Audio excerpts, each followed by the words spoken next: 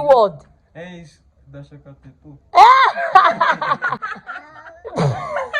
Pelumi, how are you? Guys, umeze neza. This is Pelumi. Abantu babazaga mwajyaga mubaza ngo nabonye ariko kantu muri kubaza ngo abayomi bisobanura iki. They want to know what's the meaning of abayomi. Meaning of abayomi. Umwana wacu nyine izina rye risobanuye iki. Nigerian name now for God has saved me. God has saved me. God saved me. God save me. God please save me. It's like God please save me. No, God saved me. God saved me. Imana yarantabaye. God saved me. That's the name. Okay, ayo niyo mazina rero y'umwana yitwa abayomi. No, yitwa Ayan Abayomi. Ndabyishe nabyo. Cyusa Ayan Abayomi Oloyeye. Nuko yitwa Cyusa Ayan Abayomi Oloyeye. Ayo ni amazina y'iwabo. Ubwo Cyusa ni akanyarwanda, Ayan nyine urumva ni akazina k'idini. Hagati hazana ubwo abayomi na Oloyeye ni amazina yo kwa papa we yamwise. So baby, where are you going to? You're going to work again mu kazi? Yeah, I'm going to work. People are saying that you should learn Ikinyarwanda. They should not be laughing at you. I should learn Rwanda. I am learning it most now. Umva ngari kwiga gake gake. Ikinyarwanda ngo ntago cyoroshye Maybe I'm not taking it seriously. I don't know. Please learn. The only thing we learned last time, I think I've forgotten it. Wewe ibintu twize ubushize ngo yarabyibagiwe mu nyumve nawe umunyeshuri dufite hano. Everything we learned them. Things that stick to my memory are things that have to do with Money. food. Amafaranga nani n'ibiryo n'ibyo nyine Yeah, those are urebe. the things that stick to my mind. So, No. You should learn more now. You should learn plenty things. It's your job to teach me. I should learn plenty things. Is my job nagara akazi kanjye ngiye kukwigisha babara cyane. Oya tuzashakira umuntu muri comment agira umuntu. They say, oh, I've been married 3 years. My husband does not speak Rwanda. They used to say nyine ari kubaza ngo ubuse ngo bajya babaza ngo nguyu umuntu ngo washakanye n'umugabo imyaka 3 akatazi Ikinyarwanda ngo bavuga kugira ngo. Maybe your husband hates Oya ntago bajya bavuga gutyo. They don't say that you hate Ikinyarwanda. They just say maybe Fide, why don't you teach him? That's how they used to say. Kuki ntabigisha. Nadigwe nusuza abafana. Why don't you teach me? Ejo barakubara kumbajije Nadia wacu dore Nadia ngo. Is it live? No, it's not live now. It's YouTube this thing video. Nadia, come and greet people. Nadia ararembye agiye guhotoka. Ngwino no ngufate. Ugera hano. Ngwino usuza abantu bawe uvugane na Pelumi Icyongereza unamusuza. Nadia arwaje mama mu bitaro mu musengeri mama wanjye ararembye. Twasigaye mu rugo njyewe na Pelumi n'umwana nyine. Nadia amaze kinarwaje. Nadia nguyu hi. Suza abantu meze te Nadia. Urarushye ugiye guhotoka. Nadia rero dore ankoreye prank nyambariye imyenda. Nadia wambaye imyenda yanjye. Nadia wambaye imyenda yanjye. Yego ubebaye yawe. Bana we. Vugisha Pelumi nyine mugahita amakuru yawe. Amakuru. Yes, she's greeting you. Mubaze nyine amagambo yose mu Kinyarwanda mujye musubizanya. Good morning. So stand there now, it's content we are doing. Say abayomi. Hey, see this guy. Aba ni Pelumi na Nadia. Nadia ngamuvuje mu Cyongereza mubwire ngo ubwira Pelumi ngo mu Cyongereza ariko mubwire ngo mama yorohewe mu Cyongereza. She's going to tell you in English that mom has healed. Bigerageza nyine mu cyo wize gerageza.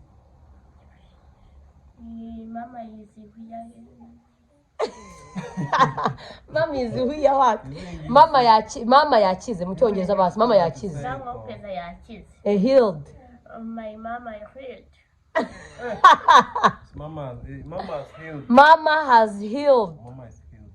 Mama is healed. No. Mama is healed. Mama is healed. No mubwire ngo ari kumwe na bibi na mama we ari kumwe na nyogokuru. Ari kumwe na nyogokuru. Mu Cyongereza.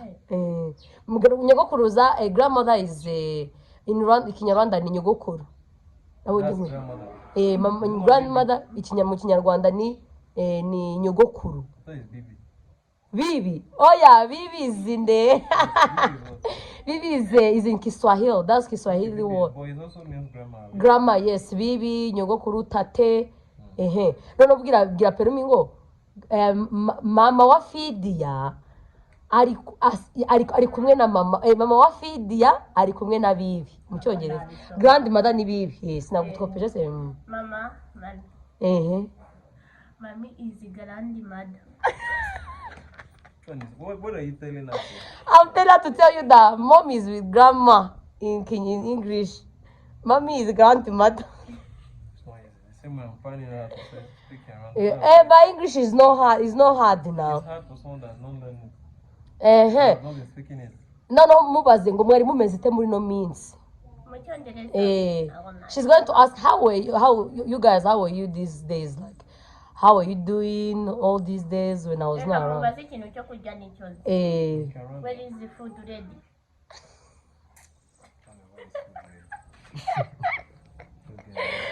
None zo kumubajije kuki? Ndamubajije wari. That she's asking you, have you eaten? That's not what I used to tell her, is the food ready? Okay, mamvu ngo nuko kubaza ngo is the food ready? Nikakunda kubaza. She's the one getting it wrong. Oh yeah, mubazi barabaza bizwe no neza. Is there food to eat? Bivuga bibaze What neza. she wanted to ask is There that, the food eat. Is there food to eat? Is there food to eat? Ni kubaza ngo hari ibiryo byo kurya cyangwa hari ibyo kurya bihari? Is there food to eat? To eat. To eat. Even about me is So guys, rero tuba turi kwiga hano mu rugo gake gake. Nadia ugiye kubwira Pelumi ko yagiye kuvuga ko ibyo bidahari umubwira ngo Is there food to eat?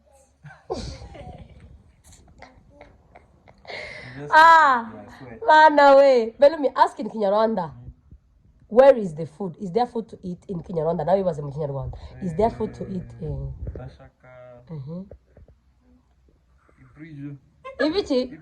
Ibrijo. Peace my nigga.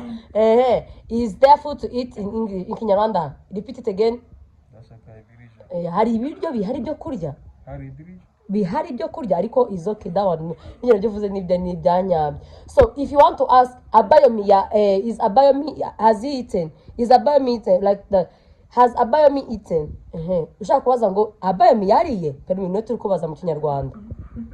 You not umwana Chichikaradi. Ari dashaka ibrijo. None say we are still asking Abayomi yariye. That's how you can ask in Kinyarwanda. Okay, Abayomi yari. Nadia, Abayomi yariye. Yariye has he eaten? Okay, has he eaten? But what ibrijo is? Ibiryo. Okay, Abayomi yariye ibiryo. No, Nadia, mubaza ikindi kintu. Abayomi yari ibrijo. Abayomi yariye ibiryo. Yari. Cyangwa only word ushaka kuvuga ngo yariye byonyine is enough. Only yariye has he eaten? Nadi Abayomi yariye. None uvuga ngo Fidia yagiye mu kazi. Mana wenda bimukunda bimugize. Ndamukopeje. To ask Nadia, have I gone to work in Kinyarwanda? Or to ask where is Fidia? Kubaza ngo Fidia ari he? No, Fidia ari. Ndi kumukopeza nyende ikigoryi. Oh, if it's somewhere you're calling the person. Uri hehe, wow.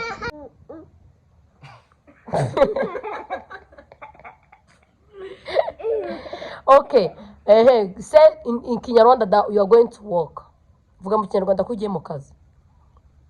Hano ndi gicucu. In Kinyarwanda say it. Yes. Yes. Mukazi ni muntu ni to work nyine. Gano no tell Nadia bring my shoes in Kinyarwanda.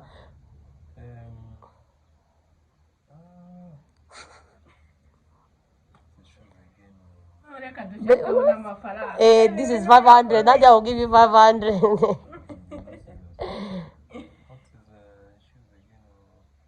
Shoes. It's not. Hana way. Trying to remember. Bye, tell me. Nadia ni mukopezi. Give me an idea. Teto. abaye marabivuze. True for everybody. Yes, now. Teto is Say it. No, teto. Pelumi ndi kuvuga teto mu rurimi rw'aba baby. Vuga Teto ikinyarwanda. is baby shoe.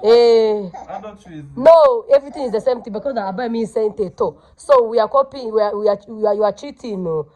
no. We are giving you keyword. Is dashaka teto.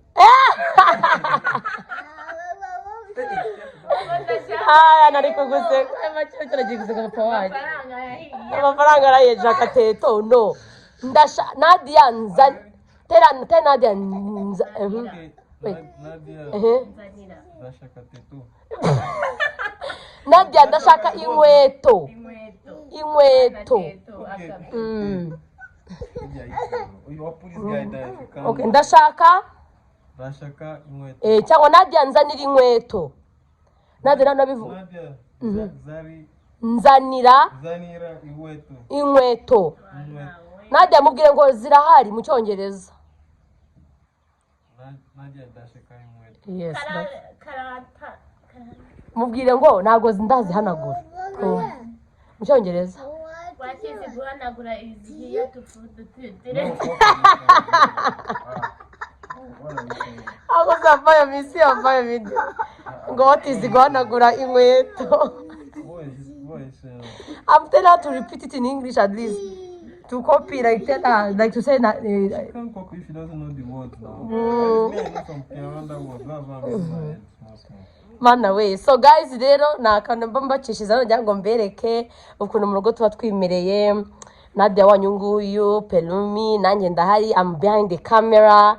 Guys, we love you so much. Tuzaza tubabwire story yanjye na Pelumi. Baby, they want us to tell them the story. How we met, uko twahuye. Nitubona umwanya tuzabibabwiraho tubereke ibyo by'aba Nigeria. Somebody said that we should make a jollof rice. We'll make it. Tuzakora jollof rice. Nanjye neko umunyarwanda wacu turebe aho bitandukanira, duteka imboga z'inyama dukore n'izaba Nigeria, turebe aho bitandukanira when it becomes to Rwandan food. Tuzareba ubundi Nigeria n'u Rwanda nabaye bafite ibiryo byiza. Mvuze ngo iki. What do I say? Mvuze ngo iki. Ko mvuze. Do it now. Niko mvuze njyewe? You say you will do it when we have time. No. Ambaye wose mvuze ngo iki. What is it is food is ready is here to go. Yeah, that's it. What is the food? Yeah, Pelumi, it's because you know. That's why you are laughing at her. I don't know the thing. I think you're saying that you're going to prepare this. They said we should make jollof rice for them. Yes. Yeah. So when we have time, we'll do it now. Okay, say bye to them and they tell them to Guys, subscribe. bye. Thank you for giving us subscription and likes and views. We appreciate. Stay tuned for more of our videos. Turn on the notification bell so you can see our videos. Guys, bye. Muduhe mundo sharing. Kunde kuri subscribe. Babwire guys, subscribe to our new channel. Guys, ntabwo ari new channel ngo man mukageze kuri 50 ntukareba ikiganiro ngo kigeze ku 100. Mujye mukireba ariko mu gisozi. Banarebe subscribe. Guys, mukore subscribe please. Maze mukore na share, like, comment. We love you so much. Ciao ciao.